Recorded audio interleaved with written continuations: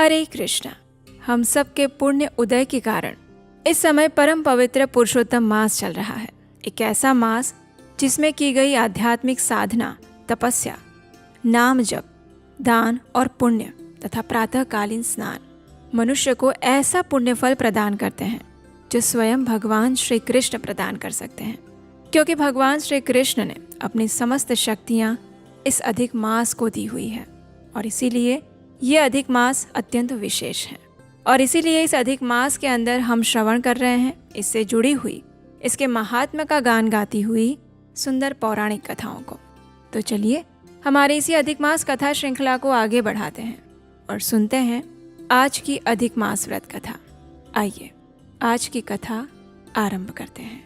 दुर्वासा मुनि के वचनों का निरादर करके अब उस ब्राह्मण कन्या ने निश्चय किया था कि अब वो भगवान शिव की तपस्या करेगी और इसीलिए उस कन्या ने एक बड़ी कठोर तपस्या आरंभ कर दी, जिसे मुनि लोग भी करने में कठिनता का अनुभव करते हैं। उस कल्याणी ने बड़ी कठिनाई से होने वाले तप का आरंभ कर दिया और पंचमुखी शांत शिव का ध्यान करने लगी। गर्मी में प्रचंड धूप के अंदर अग्नि के बीच में बैठकर और हेमंत तथा शीत ऋतु में ठंडे जल में बैठकर वो तपस्या करती थी। उसका मुख जल में कमल के समान और सिर के बाल फैलकर शेवार मंजरी से घिरे हुए जल में शोभायमान लगते थे। वो बाला वर्षा ऋतु में खुले मैदान में वर्षा के जल को अपने शरीर पर लेती थी। भोजन के स्थान पर दोनों समय वो कोमलांगी केवल धुआं पीकर रह जाती थी। देवता जिसे कठिन समझते और ऋषिगण जिसकी प्रशंसा करते थे, ऐसी तपस्या करते हुए उसे 9000 वर्ष बीत गए। तब पार्वती पति भगवान शिव उसकी तपस्या से प्रसन्न हुए और फिर वहां आकर उसे दर्शन देते हैं। शिव जी के दर्शन पाकर वो बाला शीघ्र ही खड़ी हो गई। तपस्या और प्रसन्नता के कारण कृश देह भी रुष्ट पुष्ट दिखने लगा था। उस ब्राह्मण कन्या ने सिर झुकाकर भगवान शिव को प्रणाम किया। संसार में पूजनीय भगवान शिव का मानसिक पूजन किया और फिर भक्ति पूर्वक इस प्रकार स्तुति करते हुए कहने लगी, हे पार्वतीनाथ, आपको नमस्कार है। हे प्रभु, जो आपकी शरण में आश्रय लेता है वो घोर संसार समुद्र में डूबा हुआ भी और प्रत्येक अंग से तापित और पीड़ित भी क्यों ना हो और काल रूपी सर्प की भयानक दंष्ट्राओं के द्वारा पीड़ित भी हो, तब पर भी शरीर दुख से वो छूट जाता है। मैं आपको प्रणाम करती हूँ। इस प्रकार मन और वाणी से उस तपस्विनी ने महादेव जी की प्रार्थना की। उसकी करुण पुकार और प्रार्थना को सुनकर तथा उसकी उग्र तपस्या से प्रसन्न हुए भगवान शिव ने कहा, हे भद्रे तपस्विनी, तुम दुखी मत हो। जो भी तुम्हारी मनोकामना हो वो हमसे मांग लो, मैं तुमसे प्रसन्न हूँ। शिव जी के ऐसे वचन सुनकर वो ब्राह्मण कन्या आनंद में डूब गई और सदा शिव से कहने लगी, हे दीनानाथ, यदि आप मुझ पर प्रसन्न हैं तो मुझे पति दीजिए। मुझे पति मिले। मुझे ऐसा पति चाहिए जो मेरी समस्त कामनाओं की पूर्ति करे। मेरे अंदर पति की कामना है, मुझे पति दीजिए। इस प्रकार 5 बार पति मांगने के कारण अब भगवान शिव ने उस ब्राह्मण कन्या से कहा, हे मुनि कन्ये, तुमने मेरे सामने अपने मुख से 5 बार पति शब्द निकाला है, इसलिए तुम्हारे 5 पति होंगे और वे शूरवीर, धर्मों के ज्ञाता, साधु और सन्यासियों के समान रहने वाले, सत्यवादी, पराक्रमी, यज्ञकर्ता, गुणों के कारण प्रसिद्ध, इंद्रियों को वश में रखने वाले राजा होंगे।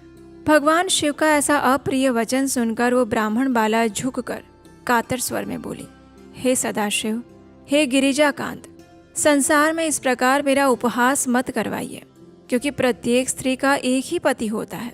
5 पतियों वाली एक स्त्री ना तो कहीं देखी है और ना सुनी है।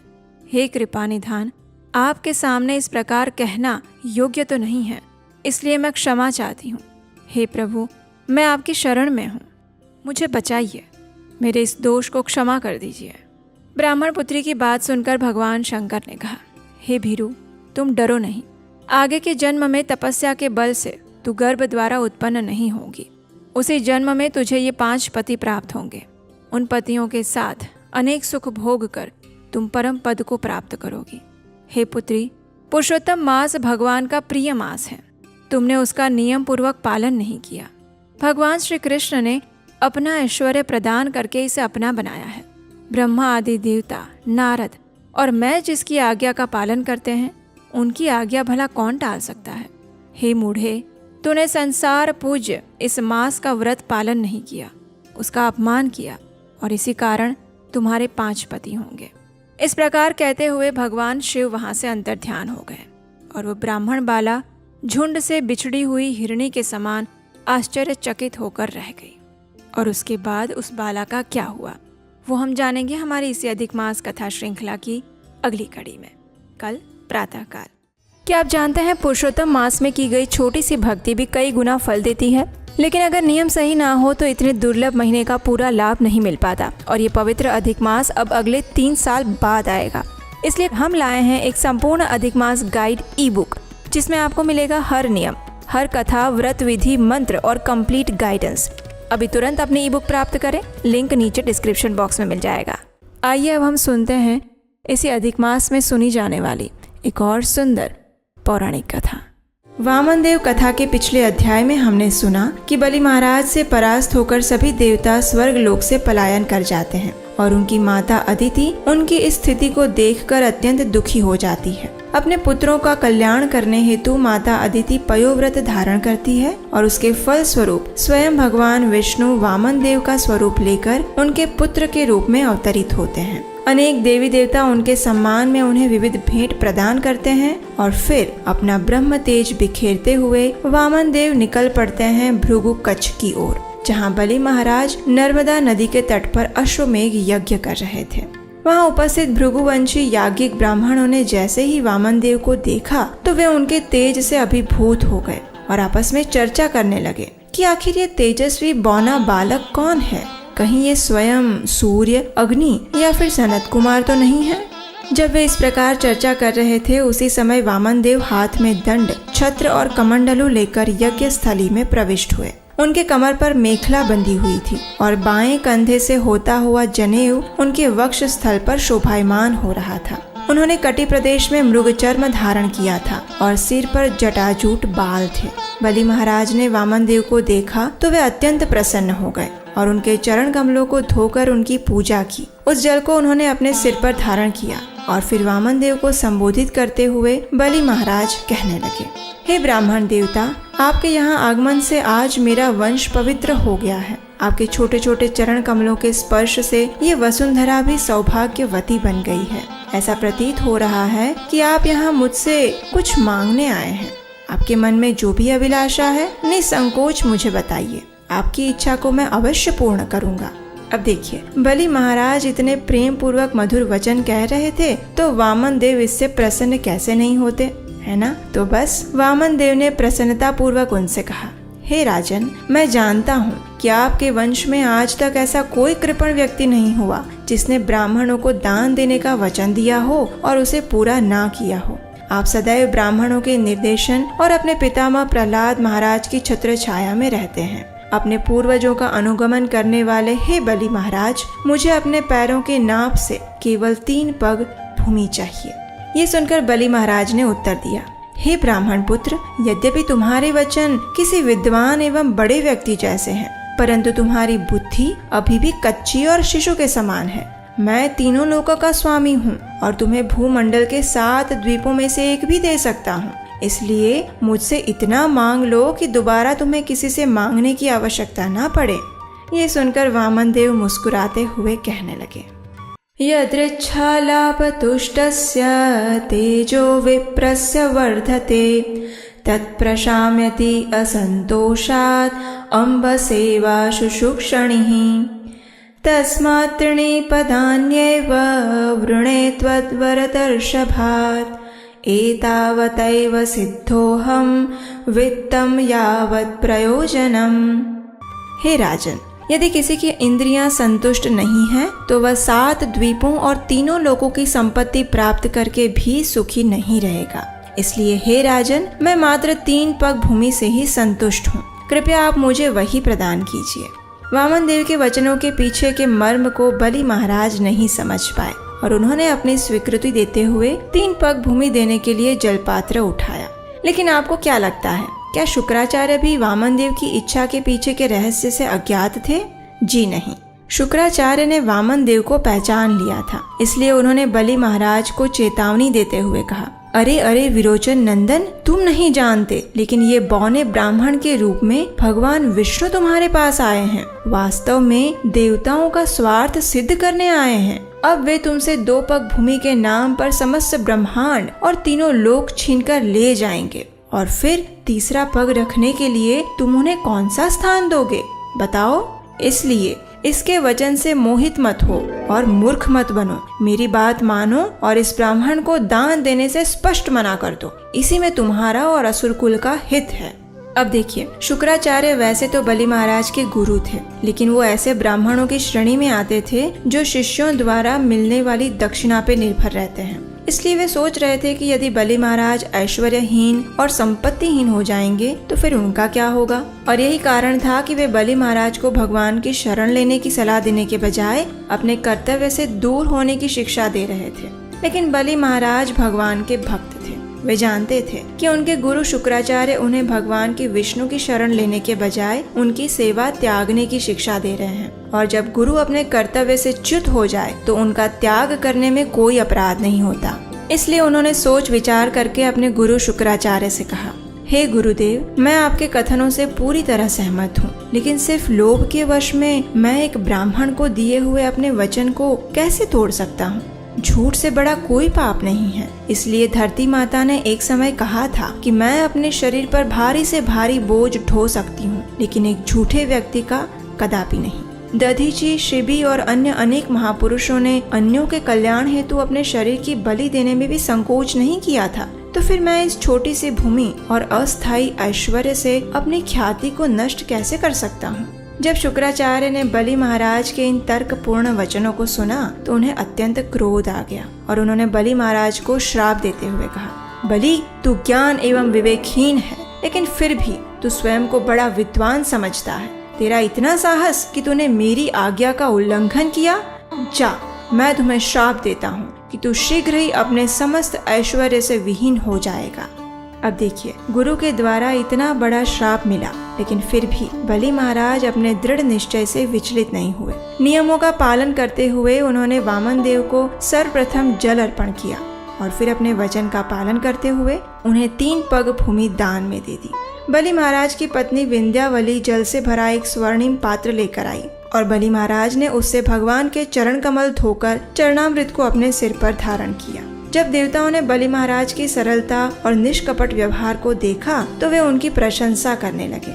उनके ऊपर कोटि कोटि पुष्पों की वर्षा करने लगे। हजारों गंधर्व और यक्ष ढोल बजाते हुए घोषणा करने लगे कि बलि महाराज का यश तीनों लोकों में फैलेगा। और आखिरकार वामन देव ने 3 पग भूमि नापना प्रारंभ किया। उन्होंने अपने शरीर का विस्तार किया।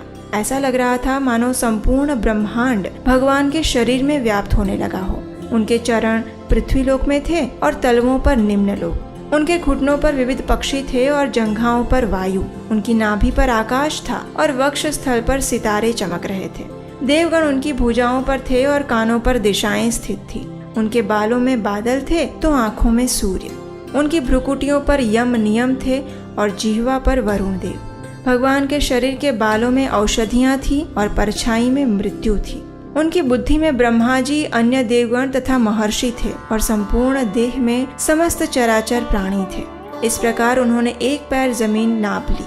लेकिन अब वामन देव दूसरा पग कहाँ रखेंगे और किस प्रकार बलि महाराज अपने 3 पग भूमि के वचन को पूरा कर पाएंगे, ये हम जानेंगे इसी कथा के 3रे अध्याय में। तो आने वाले वीडियो को बिना मिस किए सुनने के लिए आपके अपने इस चैनल को सब्सक्राइब कर लीजिए। इसका नोटिफिकेशन हम आपको व्हाट्सएप और टेलीग्राम ग्रुप के द्वारा भी भेजते हैं, इसलिए इन ग्रुप्स में जुड़ने के लिए पिन कमेंट में दिए गए लिंक पर क्लिक कर सकते हैं। और आप तो जानते ही हैं, आज की इस कथा में हम सब के लिए एक अत्यंत महत्वपूर्ण शिक्षा छिपी हुई थी, और वो क्या है ये हमें नीचे कमेंट बॉक्स में लिखकर बताइए। तो चलिए, इस परम पवित्र पुरुषोत्तम मास में भगवान श्री कृष्ण के सुंदर चरण कमलों पर ध्यान केंद्रित करते हुए इस प्रार्थना का उच्चारण करते हैं। धनं च मानं च तथेन्द्रियाणि प्राणांश्च हृत्वा मम सर्वमेव पलायसे कुत्र धृतोऽध्यचौर त्वं भक्तिदाम्नासि भयानिरोधः छिनत्सि घोरं यमपाशबन्धं भिनत्सि भीमं भवपाशबन्धं छिनत्सि सर्वस्य समस्तबन्धं नैवात्मनो भक्तकृतं तु बन्धम् व्रजे प्रसिद्धं नवनीतचौरं गोपाङ्गनानां च दुकूलचौरम्। भगवद गीता अध्याय 15 पुरुषोत्तम योग। ऊर्ध्वमूलम् अधः शाखम् अश्वत्थं प्राहुरव्ययम् छन्दांसि यस्य पर्णानि यस्तं वेद स वेदवित्। भगवान ने कहा जाता है कि एक शाश्वत अश्वत्थ वृक्ष है।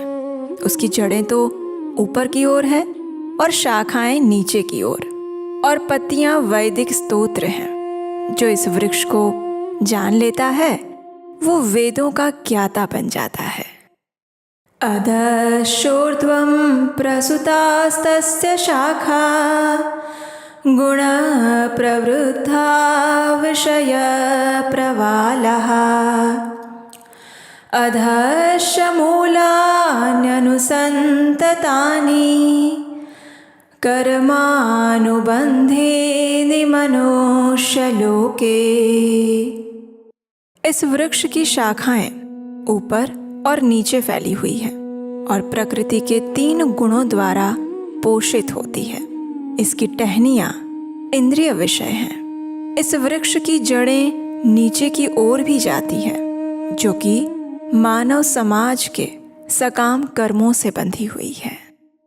न रूपमस्येह तथोपलभ्यते नान्तो न चादिर्न च सम्प्रतिष्ठा अश्वत्थमेनं सुविरूढमूलम् असङ्गशस्त्रेण दृढेन छित्त्वा ततः पदं तत्परिमार्गितव्यम् यस्मिन् गता न निवर्तन्ति भूयः तमेव चाद्यं पुरुषं प्रपद्ये यतः प्रवृत्तिः प्रसुता पुराणी। इस वृक्ष के वास्तविक स्वरूप का अनुभव इस जगत में नहीं किया जा सकता। कोई भी नहीं समझ सकता कि इसका आदि कहाँ है, अंत कहाँ है, या फिर इसका आधार कहाँ है।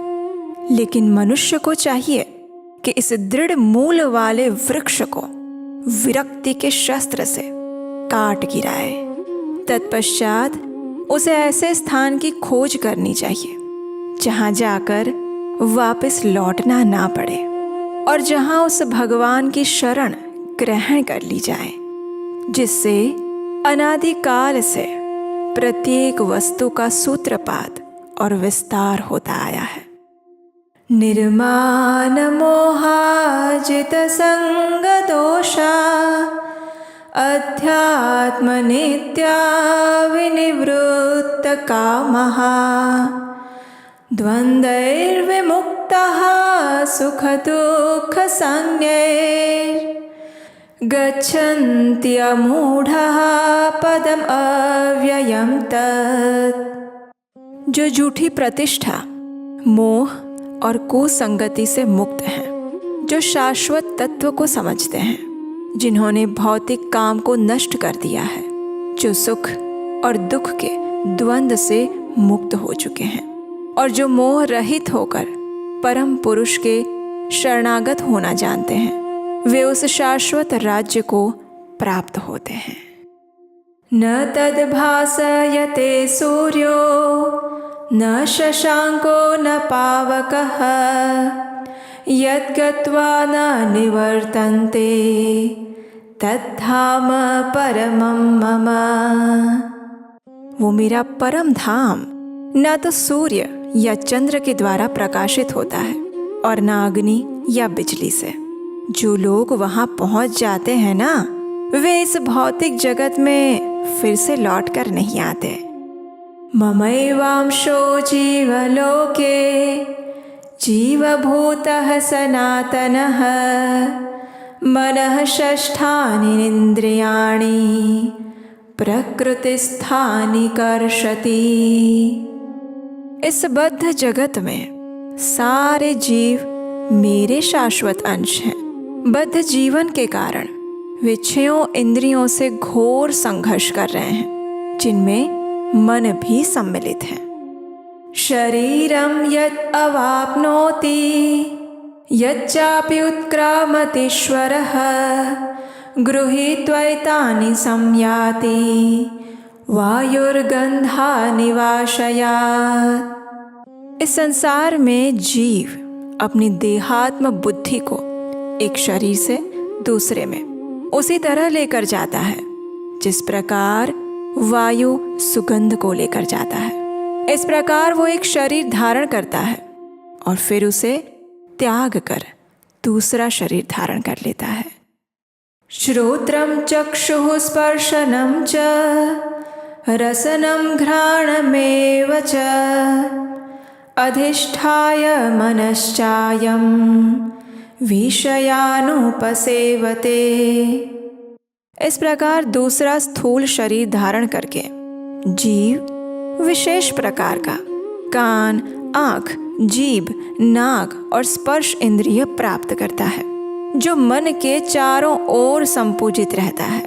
और इस प्रकार वो इंद्रिय विषयों के एक विशिष्ट समुच्चय का भोग करता है। उत्क्रामन्तं स्थितं वापि भुञ्जानं वा गुणान्वितं विमूढानानुपश्यन्ति पश्यन्ति ज्ञानचक्षुषः। मूर्ख लोग ना तो समझ पाते हैं कि जीव किस प्रकार अपना शरीर त्याग सकता है, ना ही वो ये समझ पाते हैं कि प्रकृति के गुणों के अधीन वो किस प्रकार के शरीर का भोग कर रहा है। लेकिन जिसकी आंखें यानी कि उसके नेत्र ज्ञान में प्रशिक्षित होते हैं, वो ये सब कुछ देख सकता है। यतन्तो योगिनश्चैनं पश्यन्ति आत्मनि अवस्थितं यतन्तापि यकृतात्मानः नैनं पश्यन्ति अचेतसः। आत्म साक्षात्कार को प्राप्त प्रयत्नशील योगी जन ये सब कुछ स्पष्ट रूप से देख सकते हैं, लेकिन जिनके मन विकसित नहीं हैं और जो आत्म साक्षात्कार को प्राप्त नहीं हुए हैं, वे प्रयत्न करने के बाद भी ये नहीं देख पाते कि आखिर क्या हो रहा है।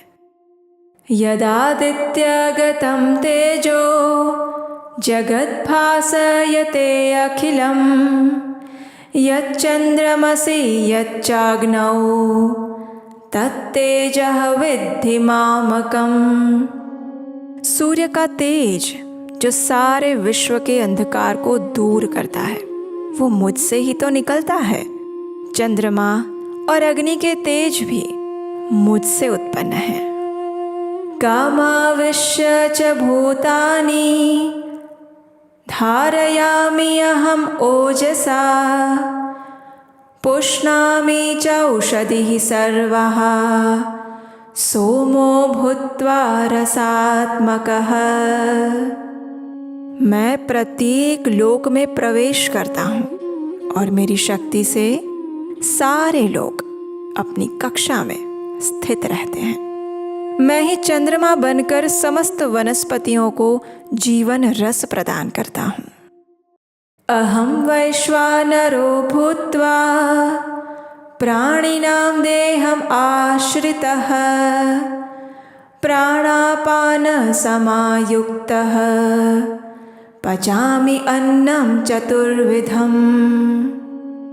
मैं समस्त जीवों के शरीरों में पाचन अग्नि यानी वैश्वानर हूँ और मैं श्वास प्रश्वास प्राण वायु में रहकर 4 प्रकार के अन्नों का पाचन करता हूँ। सर्वस्य चाहं हृदि सन्निविष्टो मत्तः स्मृतिर्ज्ञानमपोहनं च वेदैश्च सर्वैरहमेव वेद्यो वेदान्तकृद्वेदविदेव चाहम्। मैं प्रत्येक जीव के हृदय में आसीन हूँ और मुझसे ही स्मृति, ज्ञान और विस्मृति आती है। मैं ही वेदों के द्वारा जानने योग्य हूँ। निसंदेह मैं वेदांत का संकलन करता और समस्त वेदों का जानने वाला भी हूँ। द्वाविमौ पुरुषौ लोके क्षर अक्षर एव च क्षरः सर्वाणि भूतानि कूटस्थो अक्षर उच्यते। जीव 2 प्रकार के होते हैं, च्युत और अच्युत। भौतिक जगत में प्रत्येक जीव च्युत यानी कि क्षर होता है और आध्यात्मिक जगत में प्रत्येक जीव अच्युत अक्षर कहलाता है। उत्तमः पुरुषस्त्वन्यः परमात्मेति उदाहृतः यो लोकत्रयम् आविश्य बिभर्ति अव्ययः ईश्वरः। इन दोनों के अतिरिक्त एक परम पुरुष परमात्मा भी है जो साक्षात अविनाशी भगवान है और जो तीनों लोकों में प्रवेश करके उनका पालन कर रहा है। यस्मात् क्षरम् अतीतः अहम् अक्षरात् अपि चोत्तमः अतोऽस्मि लोके वेदे च प्रथितः पुरुषोत्तमः। चूँकि मैं क्षर तथा अक्षर दोनों के परे हूँ और चूँकि मैं सर्वश्रेष्ठ हूँ, इसीलिए मैं इस जगत में और वेदों में परम पुरुष के रूप में विख्यात हूँ। यो मामेवम् असम्मूढः जानाति पुरुषोत्तमम् स सर्वविद् भजति माम् सर्वभावेन भारत। जो कोई भी मुझे संशय रहित होकर पुरुषोत्तम भगवान के रूप में जानता है, वो सब कुछ जानने वाला है और इसीलिए हे भरत पुत्र, वो व्यक्ति मेरी पूर्ण भक्ति में रत होता है। इति गुह्यतमं शास्त्रम् इदम् उक्तं मया नघ एतत् बुद्ध्वा बुद्धिमान् स्यात् कृतकृत्यश्च भारत। हे अनघ, यह वैदिक शास्त्रों का सर्वाधिक गुप्त रहस्यमय अंश है जिसे मैंने अब प्रकट किया है। जो कोई भी इसे समझता है वो बुद्धिमान हो जाएगा और उसके समस्त प्रयास संपूर्ण हो जाएंगे। और इस प्रकार भगवद गीता अंतर्गत 15वां अध्याय श्री पुरुषोत्तम योग समाप्त हुआ।